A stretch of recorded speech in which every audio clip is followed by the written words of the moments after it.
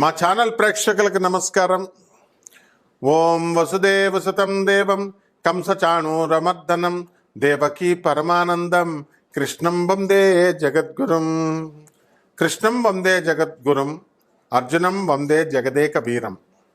60 సంవత్సరాల వయసు వచ్చేంత వరకు కూడా ద్వాదశ రాశుల్లో ఉన్నటువంటి వాళ్ళందరి జీవితం ఏ విధంగా ఉంటుందో చూద్దాం. అంటే చిన్నప్పుడు పుట్టినప్పటి నుంచి 60 సంవత్సరాల వయసు అని కాదు, మనం 10 సంవత్సరాల నుంచి 70 సంవత్సరాల వరకు అలా మొత్తం మీద మాత్రం ఎక్కువగా ప్రామినెంట్గా మీ జీవితంలో సింహభాగం 60 సంవత్సరాలు ప్రైమ్గా ఎంత బాగుంటుంది అన్నది తెలుసుకుందాం. ఈ జాతకంలో మీ క్యారెక్టర్ ఎలాంటిదో చూద్దాం. ఆ తర్వాత మీకు ఏ లక్షణాలు ఇవన్నీ కూడా క్యారెక్టర్లోకి వస్తాయి. ఇక అదృష్టం ఏ విధంగా ఉంటుంది, అసలు మీరంతా కూడా చదువులు కంటిన్యూ అవుతాయా అవవా, మధ్యలో డిస్కంటిన్యూ అవుతాయా, ఆ తర్వాత కొంతమందికి చూడండి విద్య విఘ్న యోగాలు కలుగుతాయి. అలాగే ప్రేమ వివాహాలు, ఈ మధ్యకాలంలో ఎక్కువగా ప్రేమ వివాహాలు అరేంజ్డ్ మ్యారేజెస్ని సమాధి చేసే స్థితికి తీసుకొచ్చినా కూడా ఇంకా మన యువత చాలా మంచోళ్ళు.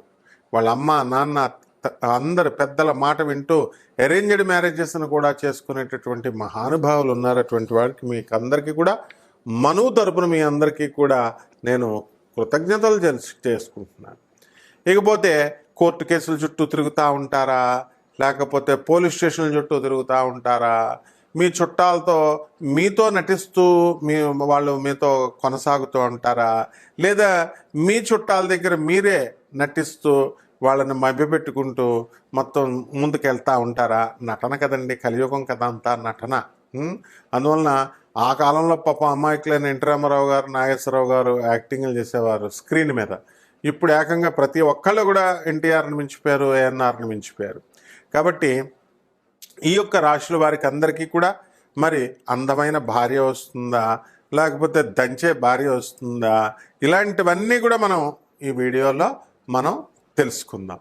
ఆ తర్వాత ఉద్యోగం చేస్తారా, మీరు వ్యాపారాలు చేస్తారా, లేకపోతే రైతులు అవుతారా, అందులో పెళ్ళిళ్ళు అవుతాయా, అసలు పెళ్ళిళ్ళు అయితే జీవిత భాగస్వామి మనతో పాటు చివరి వరకు ఉంటుందా, లేకపోతే మధ్యలోనే డమాల్ అవుతారా అటో ఇటో కానీ, లేకపోతే డైవర్స్ ఇచ్చి పడేస్తారా? ఎందుకంటే పురోహితులను చూడండి, పాపం మాకు అవ్వడం లేదండి వివాహాలు, పంతులు అంటే ఎవరో పెళ్ళిళ్ళు ఇవ్వట్లేదండి అంటున్నారు. మరి ఈ రకంగా నాకు 38 సంవత్సరాలు వచ్చినటువంటి చిన్న పిల్లగాడినండి నేను, బాలాకుమారుణ్ణి అంటారు. మరి 38 సంవత్సరాలకు వచ్చినా సరే తప్పండి బాబు, పంతులు గారులకి పిల్లల్ని ఇవ్వండి. తర్వాత ఈ యొక్క రైతులకు కూడా వివాహాలు ఈ మధ్యకాలంలో ఇవ్వట్లేదు. అందరూ ఎన్ఆర్ఐలు, అందరూ సాఫ్ట్వేర్ ఇంజనీర్లు, అందరూ డాక్టర్లు అనుకుంటే మిగతా వాళ్ళు ఏమైపోవాలా?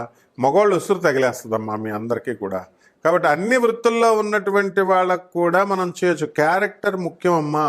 ముఖ్యంగా ఈ ఫారెన్ వాటికి మ్యాచ్లకి వెళ్ళేటటువంటి వాళ్ళకి మనకి షీ టీం ఎప్పుడూ పెడుతుంది. ఎవ్వరు ఏ ఎస్పీ వచ్చినా కూడా ఐపీఎస్ ఆఫీసర్లు దేవతలు వాళ్ళ మాట మీరు వినాలా. మా షికాగో వెళ్ళి మేడం బోర్డే పెట్టించింది ఏకంగా, ఒరే బాబు నాయన సరిగ్గా ఎంక్వైరీ చేసుకుని వెళ్ళండి, ఫారెన్ మోజులో మీరు పిల్లల్ని ఇచ్చేయడం కాదు, ఎంక్వైరీ ఫుల్గా చేయండి అని.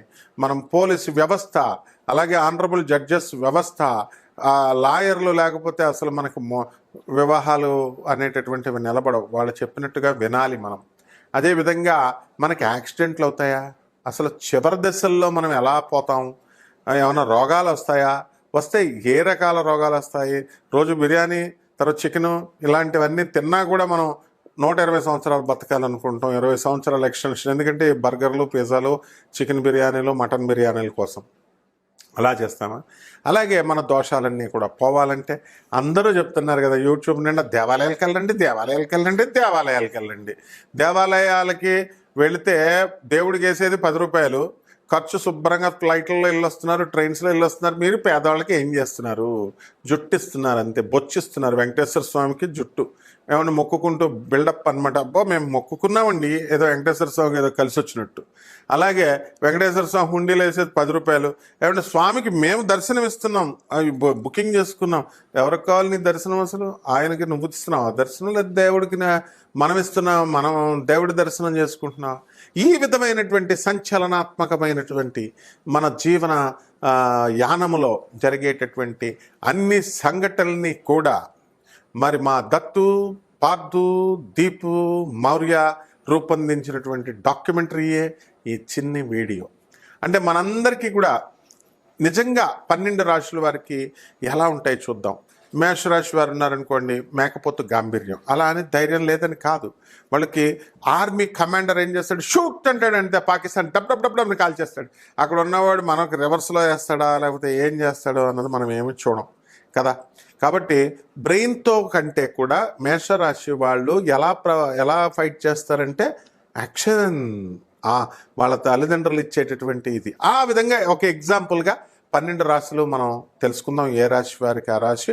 కీప్ వాచింగ్, మా వీడియోస్ చూస్తూ ఉండండి, షేర్ చేయండి, లైక్ చేయండి, అండ్ మీరు కామెంట్స్ కూడా చేసుకోవచ్చు. కామెంట్స్ ఆఫ్ అయినా ఏం పర్లేదు బ్రదర్, ఎందుకంటే మీకు భయపడి యూట్యూబ్ కూడా పెట్టే మీ ఎంత అభిమానులు అంటే మాకు ఒకే రోజున 1000 కామెంట్లు పెట్టారు. మీ అందరికీ నమస్కారం నాయన.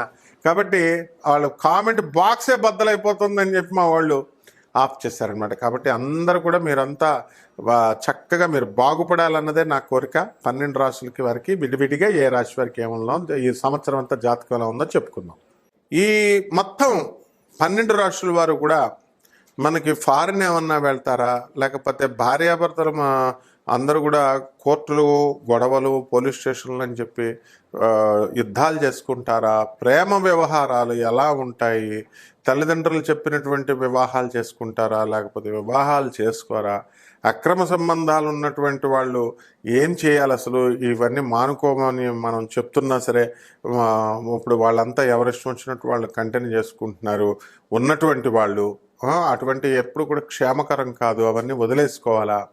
మరి అలాగే సంతానం దగ్గరికి వచ్చేసరికి సంతాన విషయంలో మరి అనేకమైనటువంటి స్టెప్స్ తిరుగుతున్నారు వీళ్ళు. సంతానం లేకపోవడం వల్ల ఏం చేస్తున్నారు, వేరే ఫెర్టిలిటీ సెంటర్స్ తిరుగుతున్నారు. ఆ ఊర్లో ఆ మందు ఇస్తున్నారని, ఆయుర్వేదం మందు, ఈ మందులో ఇస్తున్నారని చెప్పేసి వాళ్ళు దానికి సర్టిఫికేషన్ లేనటువంటి వైద్యులకి సర్టిఫికేషన్ లేనటువంటి వైద్యాన్ని చేసుకొని మొన్న కరోనా టైంలో ఎక్కువ మంది చనిపోయింది ఫెర్టిలిటీ కోసం. మందులు, ఆకులు, అలములు, మేకల్లాగా అవన్నీ నవిలేటటువంటి వాళ్ళు. కాబట్టి కామక్రోధాలు ఎలా ఉంటాయి వీళ్ళకి, బంధువులతో వీళ్ళందరూ కూడా ప్రవర్తన ఎలా ఉంటుంది, ఇవన్నీ కూడా మనము ఈ 12 రాశుల్లో మనం తెలుసుకుందాం. ముఖ్యంగా ఈ యొక్క ఏలినాటి శని జరుగుతున్నటువంటి రాశులు మేషరాశి, మరి అలాగే కుంభరాశి, మీనరాశి. ఈ ఏలినాటి శని సమయంలో వీళ్ళందరికీ కూడా బాగుండలేదు పరిస్థితి అని మనకు అర్థమవుతుంది. కాబట్టి దీనికి మొట్టమొదట ఇప్పుడు కొత్తగా వచ్చినటువంటి ఈ యొక్క మేషరాశికి ఏలినాటి శని వచ్చేటప్పుడు ఏ రకంగా ఉంటుంది, మరి అలాగే పోయేటప్పుడు ఏ రకంగా ఉంటుంది, మధ్యలో ఉన్నటువంటి కుంభరాశి వారికి ఏ విధంగా ఉంటుంది, ఇవన్నీ కూడా మనం ఈ యొక్క వీడియోలో మనం డిస్కస్ చేసుకుందాం.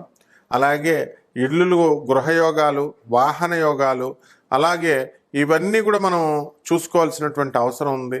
మరి నిజ జీవితంలో మనకి సంవత్సరంలో యాక్సిడెంట్లు అవుతాయా, యాక్సిడెంట్లు కావా, దేవాలయాలకు వెళుతూ కూడా చాలామందికి యాక్సిడెంట్లు అయినటువంటి వాళ్ళు ఉన్నారు. అలాగే హనీమూన్లకు తీసుకెళ్ళి భర్తలను చంపేసినటువంటి ఇన్సిడెంట్లు మనం చూస్తున్నాము. అసలు అంతా భయంగా ఉంటుందన్నమాట. ఇలాంటి సంఘటనలు ఎందువలన వాళ్ళంతా కూడా జరిగాయి. ఇక విమానాల ప్రయాణాలు తెగ చేస్తూ ఉంటారు బిల్డప్కి ఇవ్వడం కోసం. ట్రైన్లు పనికిరానట్టు, ఏదో బస్సులు పనికిరానట్టు ఏరోప్లేన్స్. మరి మొన్న ఏరోప్లేన్ క్రాష్ ఎందుకు జరిగింది? అసలు ఈ కుజ కేతువులు ఇద్దరు కూడా ఈ విమాన ప్రయాణాలకి కారకులు అవుతున్నారా? అలాగే ఇక ఇతర రాశుల వాళ్ళకి కూడా మనకి వాహన ప్రయాణాల్లో మనకేమైనా సరే ప్రమాదాలను సృష్టించబోతున్నారా? అదేవిధంగా ఈ యొక్క వాహనాల విషయంలో కొత్త వాహనాలు మనం కొంటూ ఉంటాం. ఆ వాహనాలు కొన్నవి ఎంతవరకు ఎవరికి పడతాయి, ఏ రంగులకు పడతాయి? అలాగే వివాహం కానిటువంటి, పెళ్లి కాని ప్రసాదులు చాలామంది ఉన్నారు. అటువంటి వాళ్ళకి వివాహాలు అవుతాయా, అసలు అవ్వవా? మరి పెళ్లి కుమార్తెలంతా కూడా గురుమౌఢాలు, ఇలాంటి శుక్రమౌఢాలు ఇవన్నీ కూడా ఉన్నాయి. వీటిల్లో ఈ రాశుల వారికి వివాహాలు అయితే ఎప్పుడు అవుతాయి? ప్రేమ వ్యవహారాల పట్ల యువత ఒకానొక దశలో 20 సంవత్సరాల క్రితం తిరిగింది, దానికి సాచురేషన్ స్టేషన్ తీసుకొచ్చేసారు. ఇప్పుడు ప్రేమ వివాహాలు కూడా పోయినాయి, లివింగ్ ఇన్ రిలేషన్స్ వచ్చేసినాయి. ఏమనంటే సుప్రీంకోర్టు తీర్పిచ్చింది అంటున్నారు. కొంతమంది యువత అయితే హోమోసెక్షువల్స్ అని స్టార్ట్ చేశారు. కొంతమంది ఈ అఘోరి మొన్న మధ్య వచ్చింది వర్షిణి అనే అమ్మాయిలు పెళ్లి చేసుకోవడం మొదలెట్టారు. ఆ విధంగా ట్రాన్స్జెండర్ల అమ్మాయిలు పెళ్లి చేసుకోవడం మొదలుపెట్టారు. ఆ తర్వాత ఈ యొక్క మనకి ఈ వివాహ వ్యవస్థలో ఇప్పుడు అసలు నేను పెళ్లి చేసుకోకుండా బ్యాచులరే ముద్దు, సోలోనే ముద్దు అంటూ సినిమాలు చూసి ప్రభావితం అయ్యేటటువంటి యువత ఈ 12 రాశుల్లో ఈ సంవత్సరంలో చేసేటటువంటి పనులు ఏమిటి కూలంకుషంగా మనం ఒక్కొక్క రాశికి విడిగా మనం తెలుసుకుందాం. మిథున రాశి వారికి మనం ఎప్పుడు కూడా బటర్ఫ్లైస్ అని చెప్తాము. స్థిరమైనటువంటి ఆలోచనలు ఉండవు, చంచలత్వం ఎక్కువగా ఉంటుంది, ఎక్కువ ఫ్రెండ్స్ని పెట్టుకొని మరి చాలామంది ఆప్తులను కోల్పోయేటటువంటి అవకాశాలు ఉంటాయి. ఇక భార్యాభర్తల మధ్య విడాకులు తీసేసుకుందామా అనే రేంజ్లో యుద్ధాలు కొంతమందికి జరిగినప్పటికీ కూడా ఆ యుద్ధాలన్నింటినీ కూడా ఆపేలాగా మీ శ్రేయోభిలాషులు, మిత్రులు, మీ గురువులు మీకు చెప్పడం జరిగింది. ఆ అవకాశం అంతా అయిపోయిన తర్వాత కృతజ్ఞులలాగా మీరు వాళ్ళని వదిలేసేయడము, మీ ఇష్టానుసారంగా మీరు ప్రవర్తించుకోవడం జరుగుతుంది. దీనివల్ల లాస్ అవ్వడానికి అవకాశాలు ఉంటాయి. అలాగే అన్నదమ్ముల మధ్య, మీరు అన్న చెల్లెళ్ళ మధ్య మీకు ఆస్తుల వ్యవహారం అయ్యి పితృార్జితము, దానికోసం మీరు కాస్త ఎడబాటు రావడానికి అవకాశాలు ఉంటాయి. మైగ్రేన్ తలనొప్పులు ఉంటాయి, కాళ్ళు విరగడానికి అవకాశాలు ఉంటాయి, ప్రేమ వివాహాలు ఉంటాయి. మరి కొంతమందికి ఎవరికైతే అక్రమ సంబంధాలు ఉన్నాయో వాళ్ళు యుద్ధ ప్రాతిపదిక మీద వాటిని ఆపేసుకోవాలా. ఈ విధంగా ప్రేమ వ్యవహారాల్లో కూడా మీరు సక్సెస్ అనేటటువంటిది చూస్తారు. పిల్లల విషయంలో పిల్లలు పుట్టినప్పటికీ కూడా పిల్లలు మీకు దూరం అవుతారు. ఎందువలనంటే పిల్లలు మీరు కొంచెం స్వార్థపూరితమైనటువంటి ఆలోచనలతో ఉంటారు కాబట్టి పిల్లలు కూడా అది గ్రహించి మరి అదే ఫార్ములాని మీరు మీ అత్తగారులను చూడరు కాబట్టి వీళ్ళు కూడా పిల్లలు అదే ఫార్ములాని మీపై ప్రయోగించడం అనేటటువంటిది జరుగుతుంది. కాబట్టి వీటిని నివారించడం కోసం మీ బంధువుల్ని బాగా చూసుకోండి, పేదవాళ్ళని బాగా చూసుకోండి. సాధువులకి, అనాథ పిల్లలకి, తర్వాత ఈ యొక్క వికలాంగులకి, అనాథ పిల్లలకి మీరు పేదవాళ్ళకి చూసుకోవాల్సినటువంటి అవసరం ఉంది.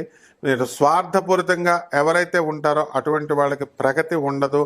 మీకు ఎంత డబ్బున్నా సరే దానం చేయలేనప్పుడు, పెద్ద మనసు లేనప్పుడు చాలా వ్యాధుల రూపంలో భగవంతుడు లాగేస్తాడు. అందువలన అట్లాంటి కంటే కూడా ఈ అనాథ పిల్లలకి వీళ్ళకి ఇచ్చుకొని మీరు సహాయాలు పొందండి. ఇక పరిహారాల దగ్గరికి వచ్చేసరికి మిథున రాశి వారికి ఎప్పుడు కూడా గురు బలం కొంచెం తక్కువగా ఉంటుంది కాబట్టి గురు జపం చేసుకోండి, గురు స్తోత్రాలు చదవండి. గురువుకి కిలోంపావు శనగల్ని, ఆ తర్వాత ఆయన ఏం చేయాలా, ఆ పసుపు రంగు వస్త్రాలనిచ్చి పేద బ్రాహ్మణులకి గురువారం నాడు తెల్లవారుజాము 3 గంటలకి దానం చేయండి, కుదరకపోతే 6 గంటలకు దానం చేయండి. అలాగే ఓం దత్తాత్రేయాయ నమః అంటూ మేడి చెట్టు చుట్టూ ప్రదక్షిణాలు 108 ప్రదక్షిణాలు గురువారం నాడు చేయండి. ఓం పార్థాయ నమః అంటూ జమ్మి చెట్టు ఏరుకోండి. పాండవులంతా కూడా అర్జునుడు ముఖ్యంగా ఈ యొక్క జమ్మి చెట్టు మీద వేసుకుంటూ పిడుగు పడినప్పుడు కూడా ఓం పార్థాయ నమః అంటూ చూడండి. దీపం వెలిగించినప్పుడల్లా దీపుష్ఠార్ ఓం దీపాయ నమః అంటూ దీపాన్ని మీరు తలుచుకోవాల్సినటువంటి అవసరం ఉంటుంది. అదే విధంగా మీ జీవితం చంద్రగుప్త మౌర్యుడిలాగా వెలగాలి అనేటటువంటి ఉద్దేశంతో చంద్రగుప్త మౌర్యుడిని అస్తమానం తలుచుకోండి. As you think so you become. మీరు ఏ విధంగా అనుకుంటే ఆ విధంగా అవుతారు. లేకపోతే మామూలు నార్మల్గా యావరేజ్గా ఒక సైనికుడిలాగా జీవితం వెళ్తారు. చంద్రగుప్తుడిగా మారాలనుకుంటున్నారా, సైనికుడిగా బతకాలనుకుంటున్నారా, మీరే తెలుసుకోండి. శుభమస్తు. పరిహారాలు కొన్ని రకాలుగా మనం పైసలతో, లక్షలతో ఖర్చు పెట్టేటటువంటి పరిహారం మీరు చేసుకోవాల్సిన అవసరం లేదు. అనాథ పిల్లలకి వాళ్ళకి సేవలు చేసుకుని వాళ్ళకి దానాలు చేసుకుంటే అక్కడికే మీ కర్మ 75% తొలగిపోతుంది. ఇక మిగతాది ఏంటంటే మీరు అర్జున వారిని జగదేక వీరుడిగా ఊరికినే ఆయన సాక్షాత్తు కృష్ణుడి అంశ కాబట్టి అర్జునం వందే జగదేక వీరం అని అంటాం. కాబట్టి జమ్మి చెట్టు చుట్టూ ప్రదక్షిణాలు చేసుకుంటూ 108 ఓం పార్థాయ నమః అంటూ పార్థుని తలుచుకోండి. అదేవిధంగా ఈ యొక్క రావి చెట్టు చుట్టూ తిరుగుతూ ఓం శనేశ్వరాయ నమః అంటూ శనేశ్వరుని తలుచుకోండి. అదేవిధంగా జమ్మి చెట్టు దగ్గరికి వెళ్ళి అర్జునుడిని తలుచుకున్నారు కదా, ఇక ఓం దత్తాయ నమః, ఓం దత్తు అని చెప్తూ ఓం దత్తాత్రేయాయ నమః అంటూ మేడి చెట్టు చుట్టూ ప్రదక్షిణాలు చేయండి. ఈ చెట్లన్నిటి దగ్గరికి వెళుతూ దీపాల వెలక దీపు స్టార్ అని అంటూ దీపాన్ని చక్కగా మీరు స్టార్ లాగా వెలిగించి దీపారాధన చేసి ఓం దీపదేవతాయ నమః, దీపాయ నమః, ఓం దీపాయ నమః అంటూ మీరు చేసుకోండి. అలాగే మన జీవితంలో ఎప్పుడు కూడా రాజాలాగా బతకాలా, ఎవరికి తల వంచకు అన్నట్టు బతకాలి. కాబట్టి చంద్రగుప్త మౌర్యాన్ని మీరు తలుచుకోవడం, ఆయన్ని తలుచుకోవడం ద్వారా మీరు యద్భావం యతద్భవతి ఆ విధంగా అవడానికి అవకాశాలు ఉంటాయి. శుభమస్తు.